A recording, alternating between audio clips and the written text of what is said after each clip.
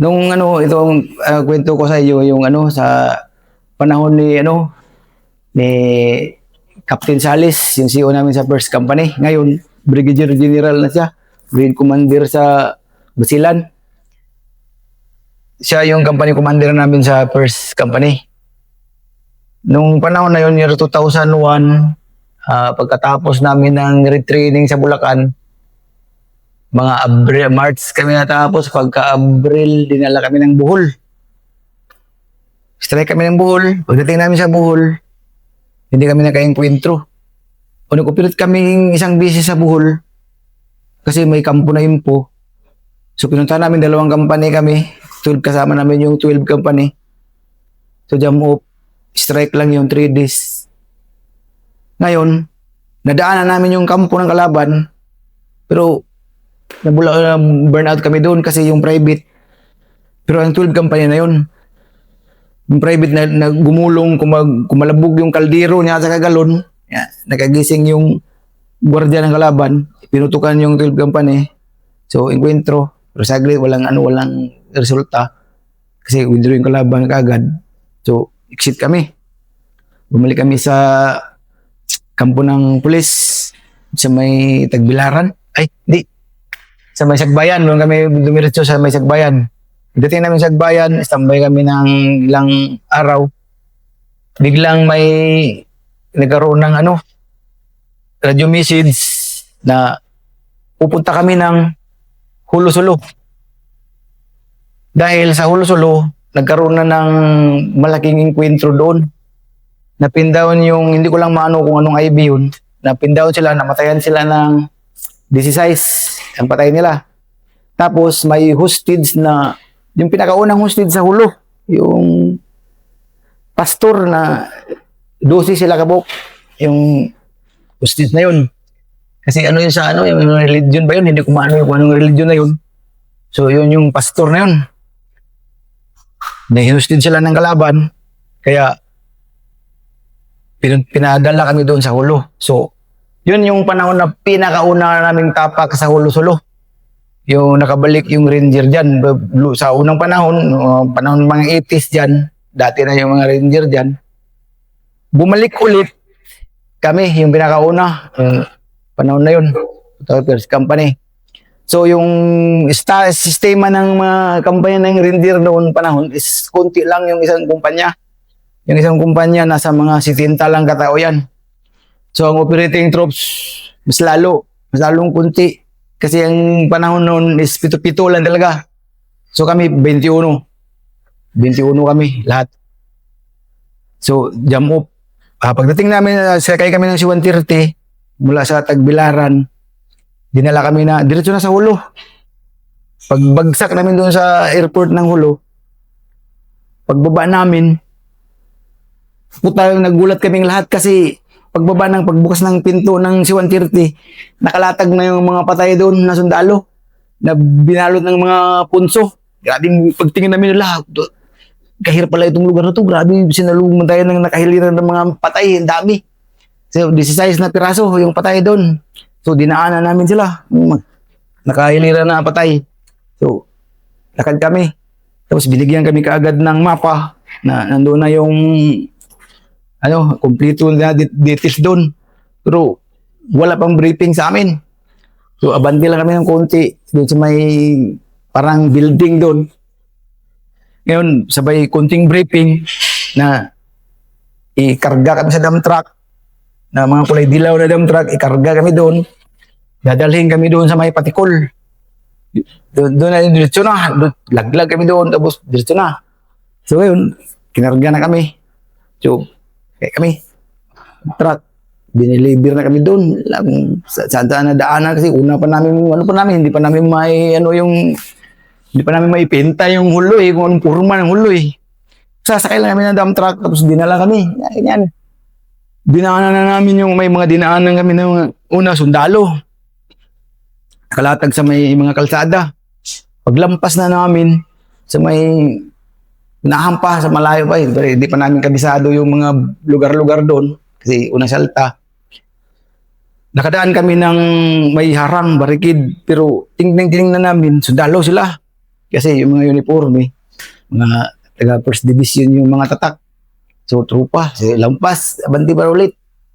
Nung pagdating na sa unahan, kadami, nakaupo sa gilid ng kalsada. Marami sila, grabe na yung may mga 60, mga M23, lahat yung mga baril na. Tinignan namin yung mga patsis, mga iminilip, yung mga nakalagay dito ba, yung ano nila, flag nila. So, pakaway-kaway sila sa amin, ganyan-ganyan. Di, ganun-ganon din kami sa dump truck, ganyan-ganyan din kami. Nung lumagpas na kami, mga siguro, gagaling doon, mga 500 meters, bumaba kami, huminto. So, inisip namin, ano yung dinaanan natin doon ng mga armado? Wala yun. Pinto, wala yun. Di, bumaba na kami. Di, pagbaba na namin, backing kagad yung dump truck, bumalik. Kami naman, umabanti kami ng konti. Doon sa may masukalan, yung kapihan, maraming kape, mga luma na mga kape, grabe nga, katigas na mga kape. Pumasok kami doon. Sabi, hold muna. Di, hold kami. Standby. Binuo muna namin yung tropa. Nung nabuo na yung tropa, move na kami. Nung nag-move na kami, siguro mga 300 meters yung nilakad namin. Halt, kasi may bahay na may mga saging-saging na mga abaka. Tapos mayroong malaking puno na kahoy. Kasing puno na yun. Basta malaki siya na puno, pero malambot, baha na malaki. So, standby kami doon, hold. Tapos may mga mangga, kape, mga abaka, ganyan. Tapos may ridge line na mahabang ridge line. So, hindi muna namin pinuntahan yun kasi medyo masukal. Doon lang muna kami. Sabi ni Sir Sales, kaya man tayo ng umagahan. Di, basta muna kami kasi magsaing na sana. Saing sana kami. Wala mo nang umagahan. Yan, sabi naman ng leading team, na si Liamas, si Sir Liamas yung gunner ng 90RR eh. Tapos si Sir Tabunyag, sila yung leading team. Guide siya, si Village Scout. Nag-advance sila. Kami, pangalawang team, di, pwesto kami doon sa may malaking puno na kahoy. Kasi may mangga, yung pipay namin. So yung posisyon namin is parang triangle. Parang triangle. Sa idea nga na triangle, parang natabingi nga eh. Parang tabingi na triangle. Hindi natuloy yung kabila kasi 3 team lang kami. Di ganun yung pwesto namin. Magsaing na sana, yung nag-lead nung nag-advance doon, biglang sumigaw. May tao. Di, stanto muna kami. Hindi muna kami gumalaw kasi may tao. Maya-maya, mga ilang minuto, bilang nagsabi may baril. Di, wala na, pwesto na kami. Puta, yung kwento na to. Maya-maya, sumigaw, kalaban. Maya-maya, putok na. Ayun na, nagkaputukan na. Nung pumutok na, natamaan yung bumaba, pero nakatakbo. Bumalik siya, pero may tama na siya. Yun na, yung dito sa may taas namin, yun na, nag-volume fire, papunta sa amin. Iba yung volume fire nila, puro mga M23 lahat. Bumagsak doon sa amin. Buti walang tinamaan. Grabing dapa namin doon sa may yung may mga ugat-ugat ng mga puno doon. Puro M23 lahat. Kailang sultada yun sila, puro M23. Di ang ginawa namin, 2-3 din. Ganti din kami ng 2-3. Bulagbuhan na doon sa may ridgeline ng mga kapihan. Sigsigawan na ngayon yung mga sibilyan. Akala namin sibilyan yung nagsigawan. Yung pala yun na yung hostage na dosi. Yung may kasama mga babae. Sigawan nila. Ano na mga pinagsisigaw nila. Maya-maya, putukan na. Yung mga bahala-bahala na talaga. Nag-maneuver, sigawan na yung mga kalaban. Alwakbar sila. Doon sa amin ngayon, pupunta. Piyari tayo nito. Ang dami pala. Grabe ng plastara namin. Grabe ng volume fire na. Bali-bali na yung mga kaping, mga putol-putol na yung mga saging. Laban pa rin kami. Sabay-sabay kami doon. Inisip namin, putang na, kung ano pa itong kalaban na ito, wala, wipe out talaga tayo dito, putay na ilang piraso lang tayo. Kadami nito. Yun, sabi ni Sir Sally, sige, hold the line lang. Hold the line kami. Ilang oras na kaming nag-hold the line doon. Tawag yung tawag doon, na mag-reinforce na sa amin. Nung pinakaunang waves ng kalaban, doon sa amin lahat sila pumunta. Buti, hindi sila tumuloy kasi lumabang kami. Diyagan kami doon. Ngayon, umulit yung kalaban, nagmaneuver uli. pakabila na naman. Doon pumunta sa isang team namin, yung kina CEO. Doon, yagyaga na naman sila doon. Sus, mga ilang oras, nakasiguro mga nakatatlong oras na kaming putukan. Yung pasalamat kami sa sa 77 IB na nakadikit sa amin. Kasi kung hindi sila nakadikit, kakainin na kami ng kalaban. Kasi yung kalaban na yung nagkaway-kaway sa amin doon na dinaanan namin, kalaban pala yun, hindi pala tropa yun. Kalaban pala yun, yung mga nagmaniubir pala para isarado na kami doon para hindi na kami makaalis. Kakainin na nila kami doon eh. Kasi nakikita na nila na ganoon lang kami kadami. So, inuna na nila kami, napaikutan na nila kami doon. Ngayon, dumating yung 77, yun sila yung naka-rescue sa amin. Sila yung nakatulong. Na-engage nila yung pinakamalakas na wave ng kalaban.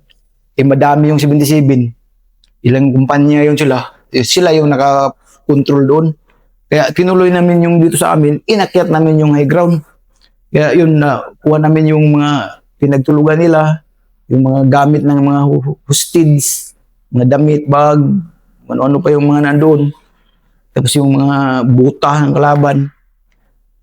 May bag pa silang naiwan na pero wala namang walang baril doon. Tapos may mga bakas-bakas ng dugo. Tapos sinunda namin, bumba sila doon sa may bahay-bahay na walang tao. Pero hanggang doon lang kami. Hindi na kami pinatuloy kasi tumawag yung brigade na huwag nang habulin. Standby kami. Tapos bumalik. Hindi na namin iniwan yung ridge line na yun. Bumalik kami doon sa may kubo. Nagsayang na kami hanggang sa gumabi. Nung pagkagabi, pagka kinaumagahan, pinabalik kami ng brigade. Pinadiretso na kami sa brigade doon sa may bus-bus. Doon, dinala kami doon. Sabi namin, puta na, hindi man natin maintindihan itong lugar na to. Ano ba to? Yung dinaanan lang pala natin. Kalaban pala yun. Bakit hindi tayo biniril ka agad? Sabi ko, ganun kami, sir. Kaya yung enkwentro namin doon, kung hindi dumating yung 77, walop talaga yun. Impatso talaga kami. Kasi amake mo, nabilang na nila kami, 21 lang kami. Isa kaya dun, yung dinaanan pa lang namin doon, kadami nun. Sa kalsada, nakaupo-upo lang. Ay, putang na impas yun. Sir, impas talaga. Kaya nung pagpasok na namin, sabi na bakit may puputok-putok na sa likuran. Ayun yung yun yung pinakamahirap na sistema. Kaya sabi, putang buti na lang dumating yung don't dare. Yari sana yung weather, gano'n.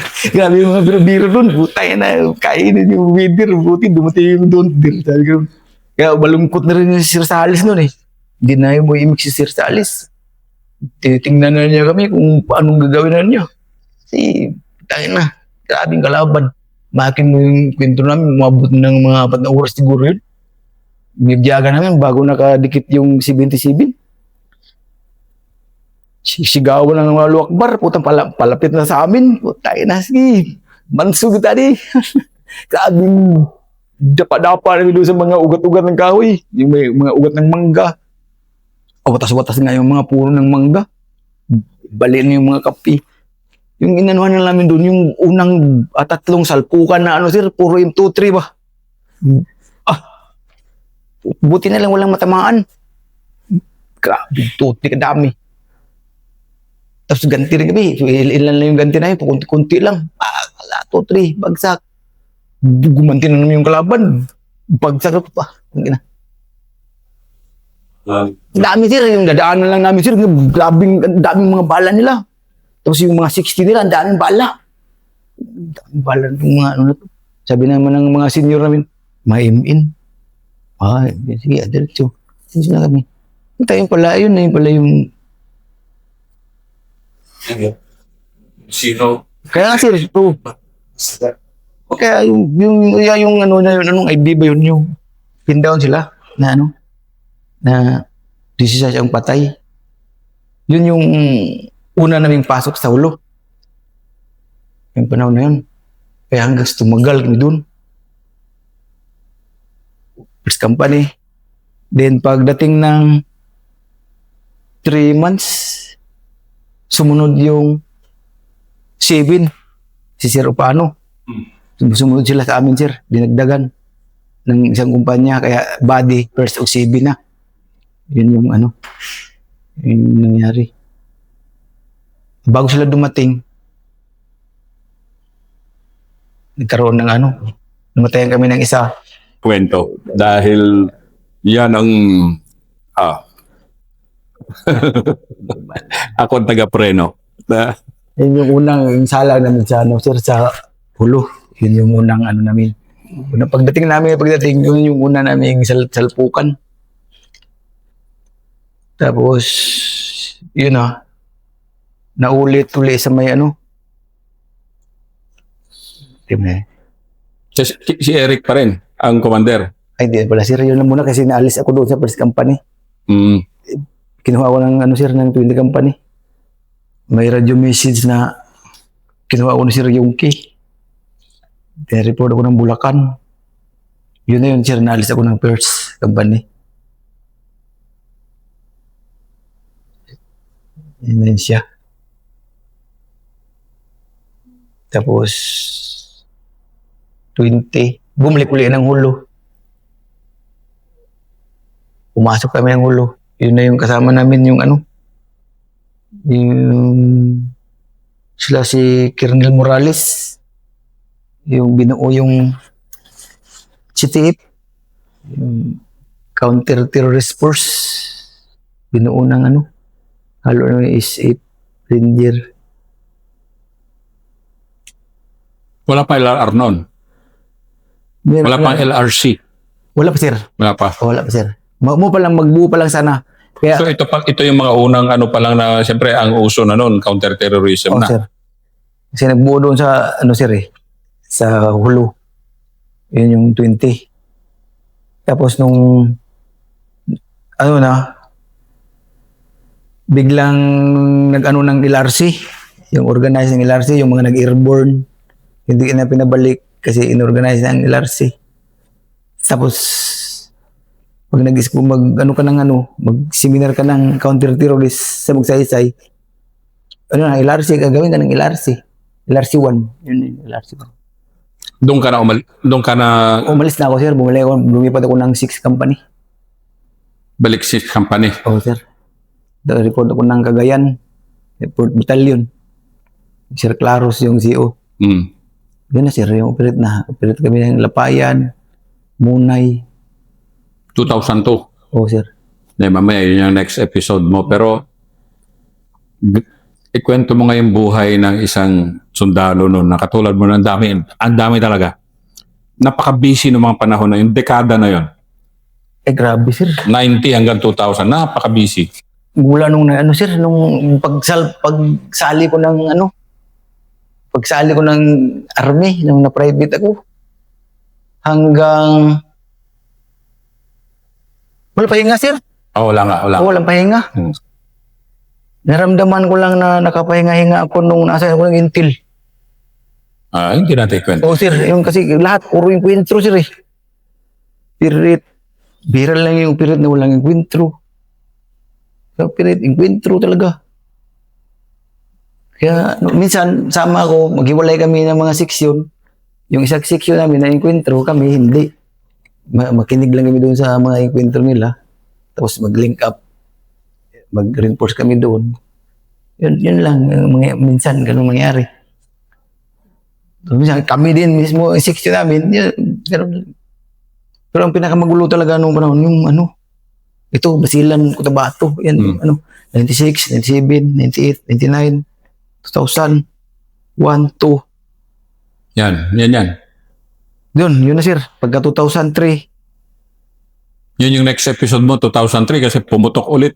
2003, yun na. Ikwento na naman. Dito na naman. Munay ulit. Munay, 2003. Davao de Oro. 2003. Tapos, 2004, Surigao. Tapos, yun na yung sa, ano, Andap. 2004. Pagka 2005. Diri sa may Pantukan. Pagka 2006, balik Hulo. 6, 7. Hanggang 2008 November, Ulyusan. Tapos balik na naman uli Davao. Uro na naman. Kaya na naman rebuild dito. Hanggang 2000, pagka 2009, yun. Kato kay ginawa man ako nilang Intel. Nag-Intel ako. Yun na. Sila na intro, ako ang taga-impo. Sila na pero Hindi natin ikukwento na. Pero alam ko, ina-enjoy mo yung buhay mo noon, ano? Na Intel. Oo, sir. Ang ano talaga, sir, hindi talaga pwede na dibdibin mo yung ano, sir, yung ano, sir ba? Yung panay seryoso ka sa mga operate na ganyan, tapos grabing labanan. Ay, wala, sir. Hindi ka magtagal. Mag-alis ka talaga. Oo. Yun yung inaano ko, sir, eh. Yun yung mga nakikita ko, eh. Kaya ang ginawa ko na lang, sir, ano na lang, parang ano lang. Kwento tayo dyan, hindi ka problema. Ano lang. Sa babae. Diyan, yun lang yung ginagawa ko. Hindi ko pwede ipakwento sa ito dahil masyadong brutal at saka hindi, bawal. Pero ganyan yung makita yung isang leader katulad ni Sergeant Major ngayon na dinaanan ng kumbate, intel, kahit saan. Strike anywhere talaga. Eh, kung seryosuhin mo yung ano, lalo na yung enkwentro ng tag-isang linggo, wala eh. Mag-awol ka talaga. Seryosuhin mo yan, mag-awol ka eh. Ganun ba? Kaya sa akin, nilibang-libang ko lang kung ano yung mga minsan.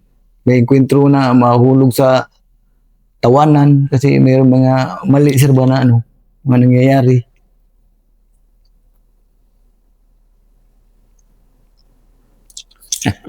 Kasi kung seryosuhin mo, wala. Hindi ka ano. Tsaka ano din, kung titingnan mo, makakakuha ka ng mga idea sir ba kung ano, tama o mali sa mga nauna sa'yo. Sa akin, nung namulatan ko sa first company, kukunti lang yung ano sir, yung mga senior doon na magturo sa'yo sir ng maganda. Halos nakikita ko doon mga... Mamaya, mamaya may separate episode ako na leadership tsaka followership dahil Sergeant Major na si SM dito. And ano niya yung naging buhay niya na ano ba yung paano magdala ng tropa sa Scout Ranger. So yan ang third episode, the second series ni Sergeant Major Ronnie Ledesma.